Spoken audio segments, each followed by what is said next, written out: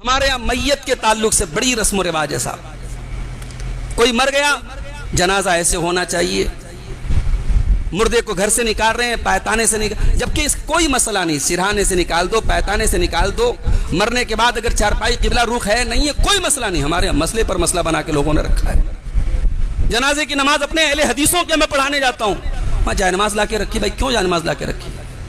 اگر جائے نماز کی ضرورت امام کو تو پھر سارے مقتدیوں کو بھی جائے نماز. وہاں سجدہ کون سا کرنا ہے بھائی؟ دنیا بھر کی رسم و رواج. زندگی بھر عورت کسی سے پردہ نہیں کرتی، مر گئی، شوہر مر گیا تو صاحب عدت میں مولوی صاحب کس سے پردہ کرنا ہے.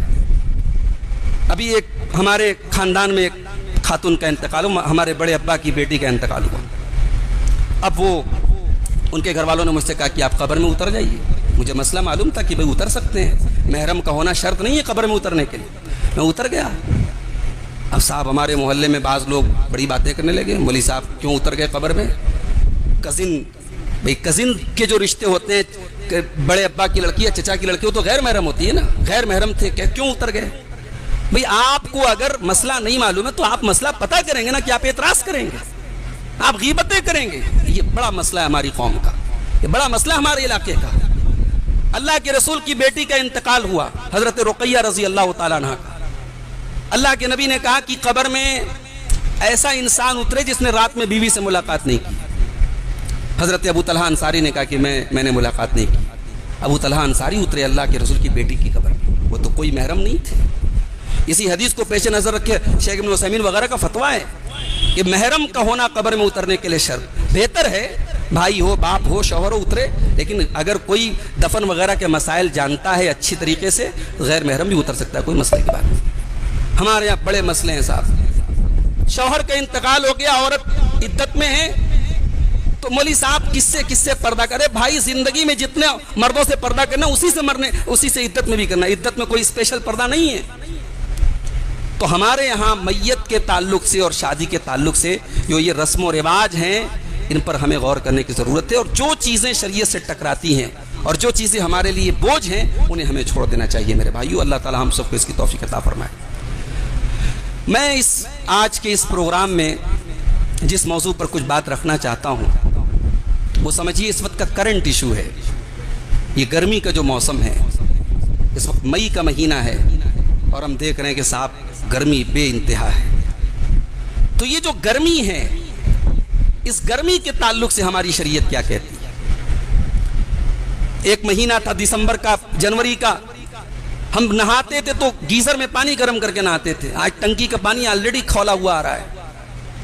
اس وقت ہم سردی کی وجہ سے آگ کے پاس بیٹھتے تھے کہ ہمیں گرمی لگے، اور آج گرمی سے برا حال ہے، ہم گھر میں بھاگتے ہیں، کولر میں، پنکھے میں، اے سی میں انسان ٹھنڈک حاصل کرتا ہے. یہ جو موسموں کی تبدیلی ہے یہ بھی اللہ کی بہت بڑی نشانی ہے.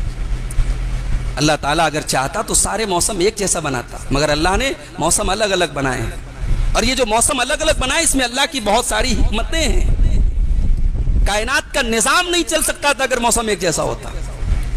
جن علاقوں میں صرف سردی ہے وہاں زندگی بڑی مشکل ہے، یا صرف گرمی ہے وہاں زندگی بہت مشکل ہے. یہ ہمارے یہاں جو جاڑا، گرمی، برسات، یہ جو موسموں کی تبدیلی ہے یہ اللہ کی بہت بڑی نشانی ہے. اللہ نے فرمایا سورہ آل عمران کے اندر، ان فی خلق السماوات والارض واختلاف اللیل والنہار لآیات لأولی الالباب. بے شک آسمانوں اور زمین کی تخلیق میں اور رات اور دن کے آنے جانے میں عقل مندوں کے لیے بہت ساری نشانیاں ہیں. کائنات کے اندر عقل مندوں کے لیے نشانیاں ہیں. اب عقل مند کون ہے؟ جینیس کون ہے؟ اللہ نے عقل مندوں کی پہچان بیان کی.